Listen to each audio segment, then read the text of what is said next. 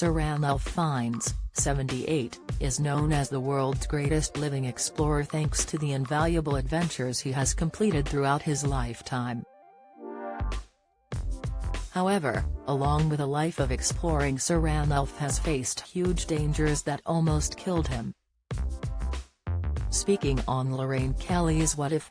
Podcast, Sir Ranulph recounted the venture that led him to a close brush with death.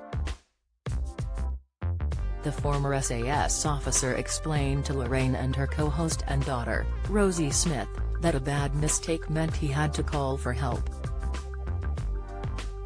He was eventually rescued by a ski plane and taken to a hospital in Canada. Once there, he had the tips of all 4 fingers and the thumb of his left hand amputated. Sir Ranulph said, "I made a bad mistake.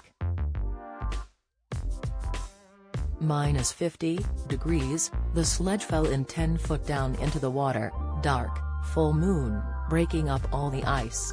I realized I was going to die very quickly if I couldn't get the sledge out of the water. Because, as it fell in, I got the quick release that meant that the tension that was all over the life-saving equipment was no longer fixed to me. And there it was, and it was gradually sinking. And there was air inside the Russian bags and so on, but it was gradually sinking."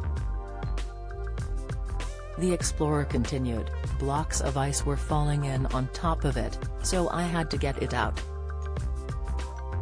You use one hand to put it out. I managed to get 10 feet back up on the edge of the ice float from which I'd fallen, and quickly got out of it. Everything is latched on, my hands were so gone."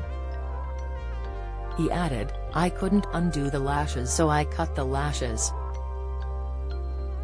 Got the little tent, sleeping bag, matches and a tin cooker, and that was about it.